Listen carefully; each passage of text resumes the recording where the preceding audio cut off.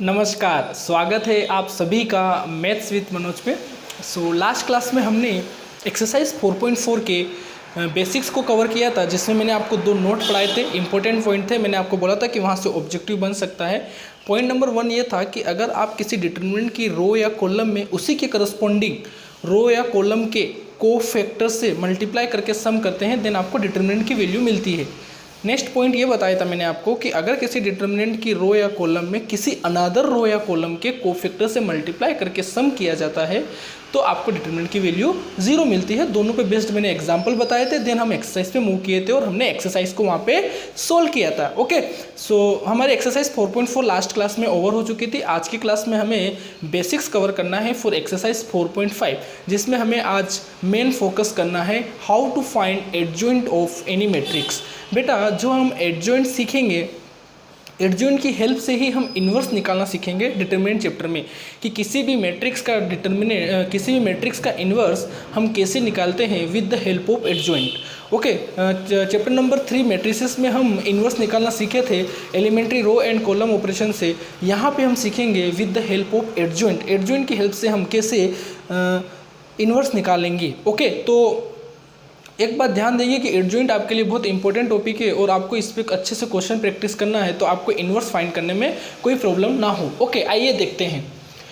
First अपना जो topic है वो है एडजॉइंट ऑफ मैट्रिक्स। किसी भी मैट्रिक्स का एडजॉइंट कैसे फाइंड करते हैं। So the adjoint of A square matrix. आपको पता है कि डिटरमिनेंट चैप्टर में हमेशा स्क्वायर मैट्रिक्स की बात होती है जिसका ऑर्डर n है। Is defined as the transpose of the matrix Aij। आपको पता है कि कैपिटल Aij डिटरमिनेंट चैप्टर में कोफैक्टर को दिखाता है। तो यहाँ लिखा है where Aij is the cofactor of the element Aij।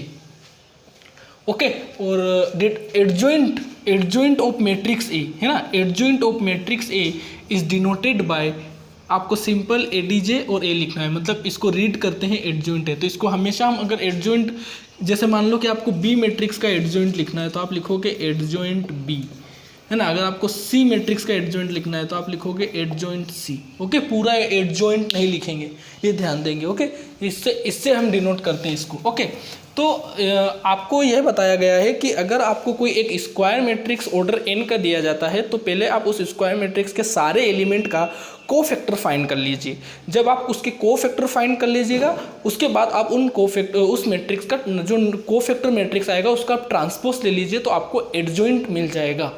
क्या बताया मैंने कि अगर आपको कोई मैट्रिक्स दिया गया है, आप उस मैट्रिक्स के सारे एलिमेंट का कोफैक्टर फाइंड कर लीजिए और जो नया मैट्रिक्स आएगा कोफैक्टर वाला उसका ट्रांसपोज ले लीजिए, तो आपको एडजॉइंट मिल जाएगा। जैसे एक मैट्रिक्स लिया है A ऑर्डर 3 का। ओके, अगर आप इस मैट्रिक्स के सब सारे एलिमेंट के कोफैक्टर फाइंड करते हैं तो कोफैक्टर को हम कैपिटल A से दिखाते हैं। ओके, तो हम यहाँ पे लिख देंगे कि कोफैक्टर मैट्रिक्स A। ओके, तो वो क्या आ जाएगी बेटा, cofactor matrix A11, A12, A13, है ना, A21। बेटा वो फाइंड करने के बाद आप लिखोगे, अभी तो यहाँ जनरल फॉर्म में लिखा हुआ है, अगर एलिमेंट दिए जाते हैं तो आप सोल्व करके लिखते, फिर A22, फिर A23, A31, A32 and A33। Okay, ये आपने कोफैक्टर मैट्रिक्स फाइंड कर लिया। अब आपको इस कोफैक्टर मैट्रिक्स का ट्रांसपोज लेना है। ओके, तो लिखोगे transpose of cofactor matrix A. Okay, तो इसका ट्रांसपोज लोगे, मतलब A11, A12, A13, A21, A22, A23, A31, A32 और A33। बेटा, जैसे ही आप इसका ट्रांसपोज लोगे, ओके, जैसे ही आप इसका ट्रांसपोज लोगे तो आपको नया मैट्रिक्स मिलेगा एडजॉइंट A। जैसे ही कोफैक्टर मैट्रिक्स का ट्रांसपोज लोगे तो आपको एडजॉइंट A मिल जाएगा। और ट्रांसपोज कैसे लेते हैं, रो को कॉलम से इंटरचेंज। तो इस रो को कॉलम में लिख दो A11, A12, A13, देन इस रो को कॉलम में लिखो A21, A22, A23, देन इस रो को कॉलम में लिखो A31, A32, A33। ओके, तो ये आपका एडजॉइंट है मैट्रिक्स ए का।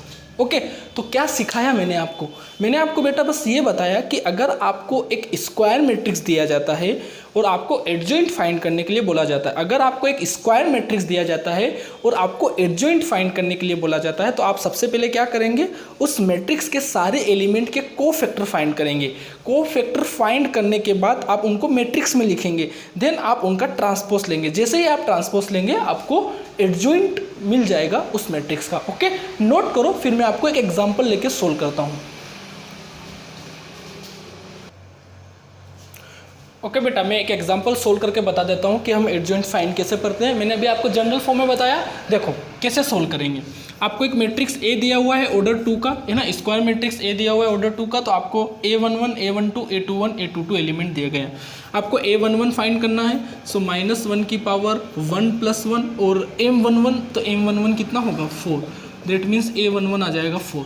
A12 बेटा मैं अब डायरेक्ट लिखता हूँ, A12 सफिक्स ओड है तो -1 आ जाएगा, और A12 के लिए माइनर क्या होगा 1 होगा, तो ये आ जाएगा -1।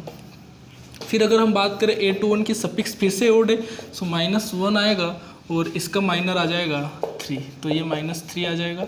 फिर अगर हम बात करें A22 का सफिक्स इवन है, सो +1 आएगा और इसका माइनर आ जाएगा 2, तो ये आ जाएगा 2। ओके, सो A11 आया 4, A12 आया -1 और A21 आया -3 और A22 आया 2। ओके, तो अब आपको लिखना है क्या, एडजॉइंट। क्या लिखना है, एडजॉइंट है।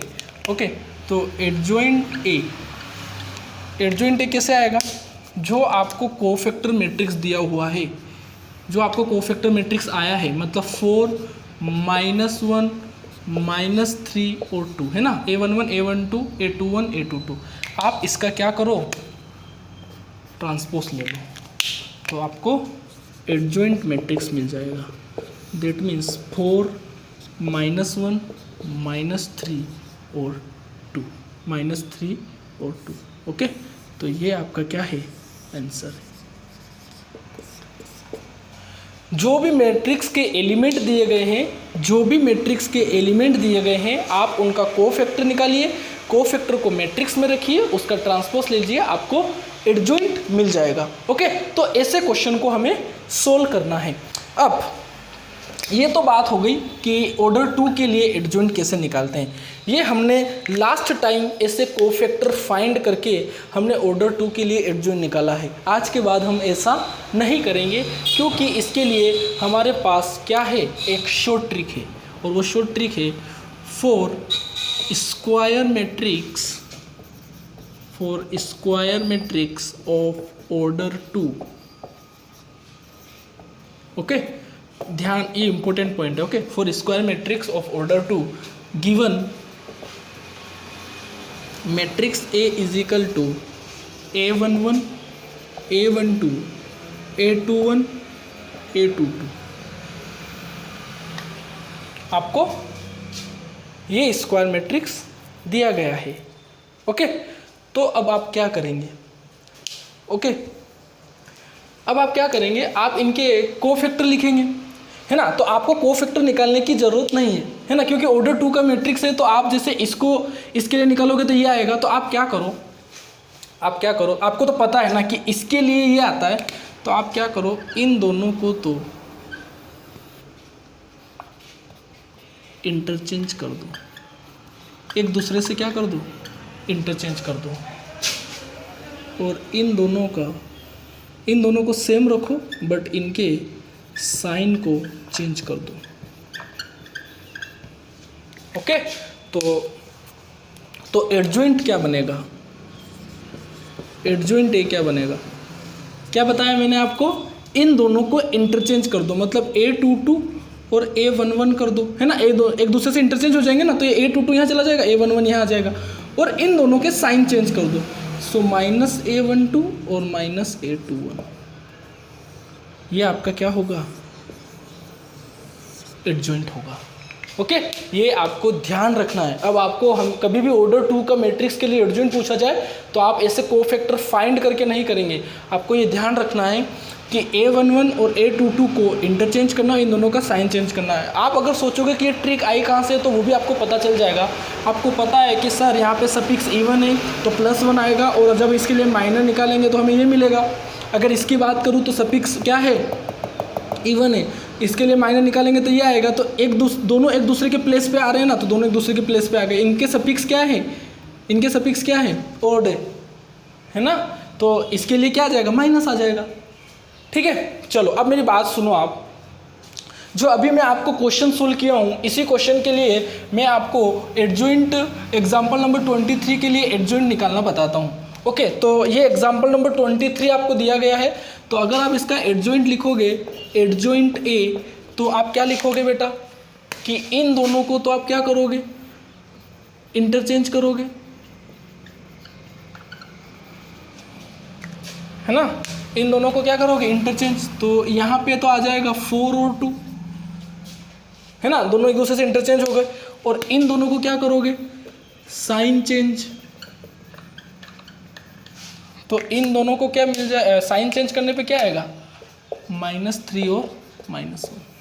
देखो 4 -3 -1 और 2। ये तो मैंने बता दिया कि सफिक्स इवन है तो +1 आएगा और एक दूसरे की जगह पे आ रहा है, और ट्रांसपोज लेने पे भी एक दूसरे की जगह रह रहे हैं। बट आपको पता है कि इनका सफिक्स ओड है तो माइनस आएगा, और जब ट्रांसपोज लेंगे तो ये इसके प्लेस पे आ जाएगा और ये उसके प्लेस पे आ जाएगा। इसलिए ये हम ऐसे लिख रहे हैं। ओके, अब मेरी बात आप ध्यान से सुने। ओके, ये तो मैंने बता दिया। जैसे अगर आपको मैं एक एक्सरसाइज का क्वेश्चन लेके बता देता हूँ। जैसे आपके एक्सरसाइज में एक क्वेश्चन दिया है, एक्सरसाइज 4.5 का क्वेश्चन नंबर 1, जिसमें उस मैट्रिक्स को हम मान लेते हैं कि ए मैट्रिक्स है और 1 2 3 4 है ना। तो इसका एडजॉइंट ए क्या होगा बेटा, इसका एडजॉइंट ए होगा, इन दोनों को तो आपको क्या करना है, इंटरचेंज करना है। तो यहाँ पे 4 1 आ जाएगा, और इन दोनों का साइन चेंज करना है, तो -2 और -3 आ जाएगा। ओके, आपको ऐसे सोल्व करना है बेटा, ठीक है ना। तो ये मैंने आपको ऑर्डर 2 के लिए कैसे एडजॉइंट फाइंड करते हैं ट्रिक से मैंने आपको वो बता दिया है। इन दोनों को इंटरचेंज करते हैं, इन दोनों के साइन चेंज करते हैं। इनको नोट कर लो, फिर कुछ पॉइंट पढ़ते हैं। ओके, अब नोट के कुछ पॉइंट डिस्कस करते हैं। फर्स्ट पॉइंट है कि if A be any given square matrix, एक स्क्वायर मैट्रिक्स है ऑफ ऑर्डर एन का, जनरल बात करते हैं ऑर्डर एन के, then A into adjoint A, एक स्क्वायर मैट्रिक्स ए में उसके एडजॉइंट से मल्टीप्लाई करना या एडजॉइंट में स्क्वायर मैट्रिक्स का मल्टीप्लाई करना, तो आपको डिटर्मिनेंट ए इंटू आई मिलता है, where I is the identity matrix of order A. इसका प्रूफ मैं आपको बता देता हूँ। प्रूफ ये है कि आपको एक इन जनरल एक मैट्रिक्स दिया है ऑर्डर 3 का, ओके, जनरल फॉर्म में लिखा है। तो बेटा आप मुझे इसका बता सकते हो कि इसका देन अगर ये मैट्रिक्स है तो इसका एडजॉइंट ए क्या होगा। अब बेटा ये इन जनरल है, तो मैं आपको इसको जनरल फॉर्म में क्या करोगे कि आप इन सबके, जैसे यहाँ पे इसका कोफैक्टर A11 होगा, फिर इसका A12 होगा और A13 होगा, फिर ट्रांसपोज लेने पे एडजॉइंट मिलता है तो मैं डायरेक्ट ट्रांसपोज ले लेता हूँ, A11 A12 और A13। फिर इस रो के कोफैक्टर का ट्रांसपोज क्या होगा, A21 A22 और A23, और फिर इसका A31 A32 और A33। ओके, ये होगा बेटा। अब आपको फाइंड करना है A into adjoint A. Okay, तो अब मैं क्या करता हूँ, यहीं पे कर देता हूँ, यहाँ पे ये हटा देता हूँ, है ना। ये एडजॉइंट मैट्रिक्स से ए मैट्रिक्स से इन दोनों का आपको प्रोडक्ट लेना है बेटा। अब आप मेरी बात ध्यान से सुनेंगे। दो मैट्रिक्स का, ये 3 और 3 का है तो ये भी 3 3 का है, तो इनका मल्टीप्लिकेशन पॉसिबल है। तो आपका इस रो के इस कॉलम के साथ करोगे, मतलब A11 फिर इसका कोफैक्टर, फिर A12 फिर A12 प्लस A13 और बेटा ये वैल्यू किसके इक्वल होती है। कल मैंने नोट का पॉइंट पढ़ाया था कि अगर किसी डिटर्मिनेंट के किसी रो के एलिमेंट का उसी के करस्पॉन्डिंग कोफैक्टर से मल्टीप्लाई करके सम किया जाता है तो ये वैल्यू डिटर्मिनेंट की इक्वल होती है। और अभी जो मैट्रिक्स ए है तो वो डिटर्मिनेंट ए की इक्वल होगा, तो यहाँ पे डिटर्मिनेंट ए आ जाएगा। ओके, मैं डायरेक्ट इतना स्पेस नहीं है तो मैं यहाँ लिख रहा हूँ।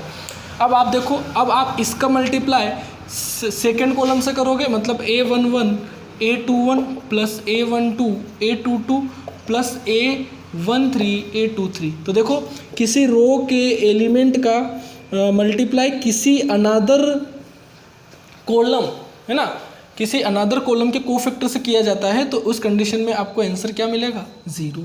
तो ये भी 0 आएगा, फिर ये भी 0 आएगा, ये 0 आएगा, फिर ये डिटर्मिनेंट ए आएगा, ये 0 आएगा, ये 0 0 डिटर्मिनेंट ए आएगा।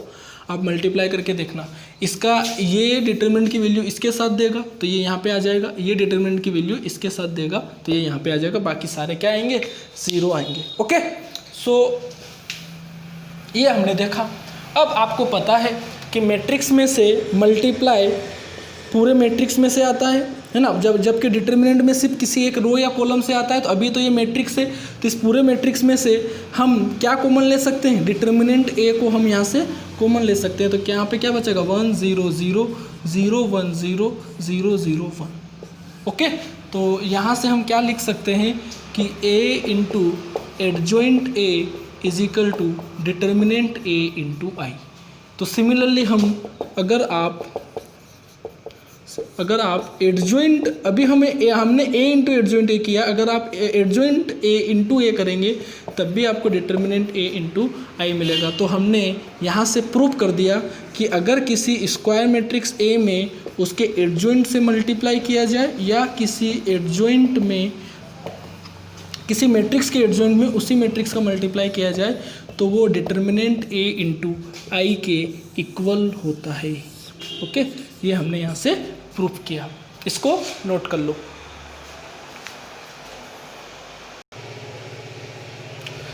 देखिए नोट के कुछ और पॉइंट्स देखते हैं, ध्यान से देखेंगे। पॉइंट नंबर सेकंड है कि A is a square matrix, A is said to be singular if determinant A equal to 0। Okay बेटा, ये A दूसरा है और ये मैट्रिक्स का A है। ओके, वो तो हमने सेंटेंस में लिखा है। So a square matrix A is said to be singular if determinant A is equal to 0। एक स्क्वायर मैट्रिक्स सिंगुलर तब होगा जब उसका डिटर्मिनेंट की वैल्यू 0 आए। जैसे एग्जांपल के लिए देखिए, ये एक मैट्रिक्स है तो इसका डिटर्मिनेंट क्या होगा? इसका डिटर्मिनेंट पहले 1 2 4 8 लिखोगे इसको, फिर अगर आप इसका डिटर्मिनेंट फाइंड करोगे तो क्या आएगा बेटा? 1 इंटू 8 माइनस 2 इंटू 4, सो 8 माइनस 8 कितना आएगा? 0। सो यहाँ से आपको क्या पता चला कि determinant A not equal to 0। इसका मतलब है, इसका क्या मतलब है? Hence A is singular matrix. Okay, hence A is singular matrix.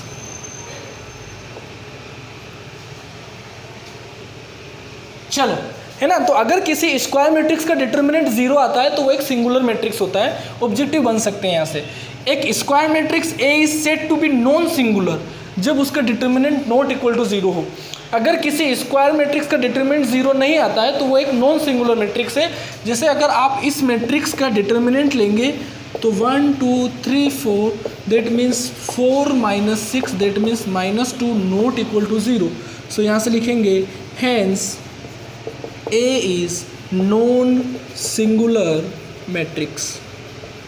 Okay, तो डिटर्मिनेंट 0 मतलब singular, determinant not equal to 0 मतलब नॉन सिंगुलर। ओके, चलो पॉइंट नंबर 4 इसी में बेस्ड है कि if A and B are non singular matrices, दो मैट्रिसेस है जो नॉन सिंगुलर जिनका डिटर्मिनेंट 0 नहीं है, of the same order, then AB and BA are also non singular matrices of the same order. आप ऐसे कोई दो मैट्रिसेस ले लेना, ओके, जिनका डिटर्मिनेंट 0 नहीं आए, तो जो आप AB और BA फाइंड करोगे वो भी नॉन सिंगुलर आएगा। AB और BA ये नहीं बोलता कि इक्वल आएंगे बट वो नॉन सिंगुलर, मतलब जो AB और BA आएंगे मल्टीप्लाई करने पर, अगर आप उनका जैसे AB का भी डिटर्मिनेंट लोगे तो उसका भी 0 नहीं आएगा, BA का भी डिटर्मिनेंट लोगे तो उसका भी 0 नहीं आएगा। इसका ये मतलब नहीं है कि AB और BA इक्वल आएंगे, है ना। अलग अलग वैल्यू आ सकती है। जैसे सोल्व करने पर इसकी 3 आ जाए, इसकी 4 आ जाए, इसकी माइनस में आ जाए, इसकी पॉजिटिव आ जाए, है ना, वो भी नॉन सिंगुलर होगी। अगर A और B नॉन सिंगुलर है तो AB भी नॉन सिंगुलर होगा, BA भी नॉन सिंगुलर होगा। ओके, पॉइंट बस इतना सा है। पॉइंट नंबर 5 एक अच्छा पॉइंट है कि अगर कि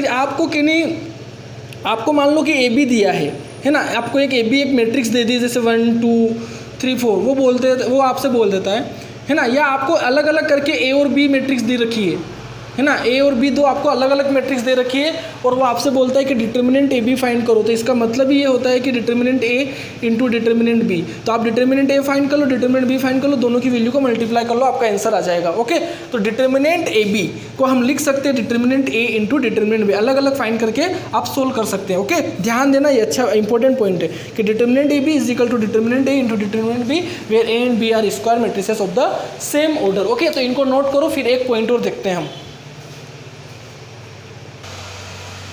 तो नोट का पॉइंट नंबर 6 देखिए, यहाँ से ऑब्जेक्टिव एग्जाम्स में आए हुए भी हैं, आपकी एक्सरसाइज में भी इस पे बेस्ड एक ऑब्जेक्टिव क्वेश्चन दिया हुआ है और इससे क्वेश्चन एग्जाम में आए हुए हैं पहले इस नोट पे बेस्ड। ओके, तो इसको मैं आपको अच्छे से समझाता हूँ, देखिए इसका प्रूफ भी बताता हूँ, बट आपको इसका रिजल्ट ध्यान रखना है। अभी बेटा मैंने आपको सिखाया कि A into adjoint A and adjoint A into A is equal to determinant A into I होता है। ओके, तो मैंने इसको लिया है यहाँ पे adjoint into A is equal to determinant A into I होता है। अगर हम इस फॉर्म को लिखना चाहें तो ये लिख सकते, क्योंकि इससे से ही तो ये आया था। ओके, क्योंकि डिटर्मिनेंट इसमें से हमने डिटर्मिनेंट ए कॉमन लिया था मैट्रिक्स में से, तो आई बचा था, तो डिटर्मिनेंट ए इंटू आई आ गया था। चलो अभी उसके बाद हम रहने देते हैं। अब यहाँ पे एक कंडीशन लगा देते हैं हम, और कंडीशन ये है कि हम मान लेते हैं कि वो डिटर्मिनेंट की वैल्यू जीरो नहीं होगी, मतलब ये डिटर्मिनेंट डिफाइंड होगी, इनकी वैल्यू जीरो नहीं होगी, मतलब A is a non singular matrix. Okay, A is a non singular matrix, मतलब इनका जो डिटर्मिनेंट होगा वो जीरो नहीं होगा। तो अब हम क्या करते हैं, हम ये करते हैं कि हम इसको ये एडजॉइंट ए इंटू ए को हम ये लिखते हैं डिटर्मिनेंट ए 0 0 0 डिटर्मिनेंट ए 0 0 0 डिटर्मिनेंट ए। ओके, हमने इसको इसके इक्वल लिख दिया क्योंकि यही तो इसके इक्वल आ रहा है, ठीक है। और यहाँ पे कंडीशन है कि डिटर्मिनेंट ए 0 नहीं है। अब हम क्या करते हैं, टेक डिटर्मिनेंट बोथ साइड, यहाँ से हम डिटर्मिनेंट बोथ साइड लेते हैं, तो यहाँ पे क्या बनेगा, एडजॉइंट ए, है ना, adjoint A into A, determinant ले लिया हमने दोनों साइड। यहाँ पे क्या आएगा, डिटर्मिनेंट ए 0 0 0 डिटर्मिनेंट ए 0 0 0 डिटर्मिनेंट ए, ये आएगा, है ना। अब आपको पता है कि डिटर्मिनेंट ए बी क्या होता है, determinant A into determinant B, तो यहाँ पे ये इसका डिटर्मिनेंट क्या आ जाएगा, एडजॉइंट ए का डिटर्मिनेंट इंटू डिटर्मिनेंट ए, है ना। इन दोनों को अलग अलग कर देंगे क्योंकि डिटर्मिनेंट ए बी क्या होता है, determinant A into determinant B, तो डिटर्मिनेंट एडजॉइंट ए इंटू ए कितना होगा, adjoint A determinant into determinant A. Okay, अच्छा, अब यहाँ पे एक बात ध्यान रखना, यहाँ पे डिटर्मिनेंट है तो डिटर्मिनेंट में से किसी एक रो या कॉलम से कॉमन आता है, तो इस रो से कॉमन आएगा डिटर्मिनेंट ए, फिर इस रो से कॉमन आएगा तो डिटर्मिनेंट ए का स्क्वायर, फिर इस रो से कॉमन आएगा तो डिटर्मिनेंट ए का क्यूब, और यहाँ पे बचेगा 1 0 0 0 0 1 0 0 0 1। ओके, ये आएगा।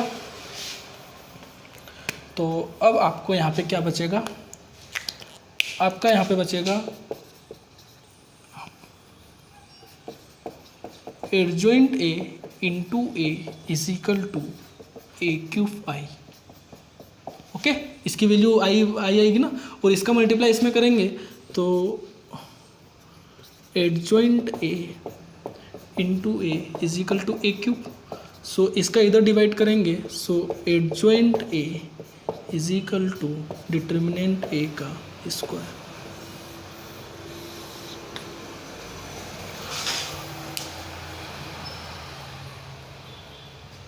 तो यहाँ से एक रिज़ल्ट मैं लिखता हूँ, यहाँ से रिज़ल्ट ये है कि for non singular square matrix, for a non singular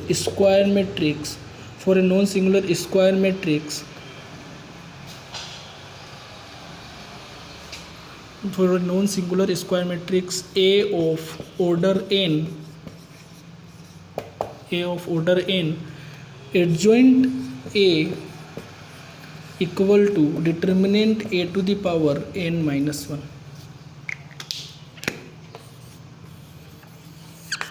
okay, अब मेरी बात सुनो। अब अभी जो हमारा जो मैट्रिक्स था, नॉन सिंगुलर जो मैट्रिक्स था, वो हमारा क्या था, ऑर्डर 3 का था। तो जो अगर हम उसके एडजॉइंट का डिटर्मिनेंट लेंगे तो उसको किसके इक्वल आएगा, डिटर्मिनेंट ए की स्क्वायर के। ओके, अब मैंने यहाँ पे ऑर्डर एन लिया है, तो ये जो ए नॉन सिंगुलर स्क्वायर मैट्रिक्स है वो ऑर्डर एन का है, तो उसके एडजॉइंट का जो डिटर्मिनेंट होगा वो डिटर्मिनेंट ए की पावर n-1 होगा। ओके